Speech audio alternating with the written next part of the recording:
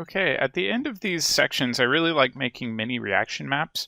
And the one benefit to doing this is it's a good way of studying. And as we go along, these reaction maps start to get a little bit smaller. So let's start out by putting a carboxylic acid on the left.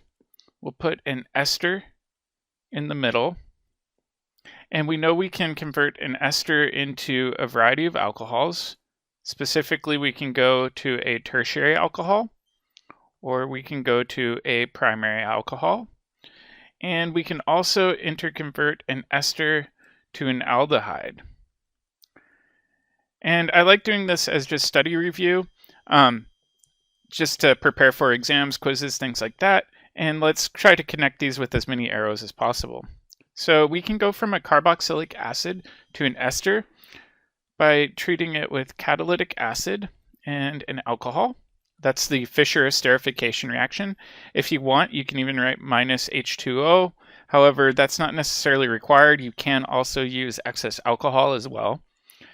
And the second method we saw was to first treat it with sodium hydroxide, make a carboxylate salt, and then treat it with some sort of unhindered alkyl halide, meaning a primary or methyl alkyl halide.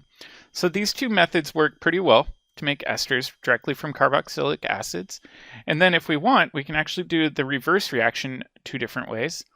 One way is doing acid catalyzed hydrolysis, where you just use water and catalytic acid.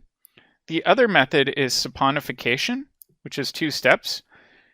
So saponification first is with sodium hydroxide, and then to ensure that this proton is on here, we just need to treat it with an acid. So I'm going to go ahead and treat it with H3O plus to ensure that that proton's on there. All right, if we want to go to a tertiary alcohol, we need to add in 2 different R groups, and in this case, the easiest way to do that is with RMgX, that's our Grignard reagent, and we would want to use excess because we can't stop at the ketone. We're always going to overshoot, so we might as well just use excess reagent. Then in step 2, again, treat this with some sort of a weak acid or water. If we want to go to a primary alcohol, primary alcohol, we need to use a strong reducing agent. So in this case, we're going to treat this with LAH in excess, and again, we're going to blow past the aldehyde intermediate on purpose. And then in step 2, we'll treat it with water to ensure that everything's protonated. If we do want to stop at the aldehyde intermediate, that's when we need to use a special reagent. So we're going to use dibal, that's diisobutyl aluminum hydride, and then we can follow that up with some water. All right, so this is kind of our mini reaction map for esters. Great way of studying. I really recommend adding this to your reaction map if you're still keeping one going, or just simply using this as a way of reviewing your reagents.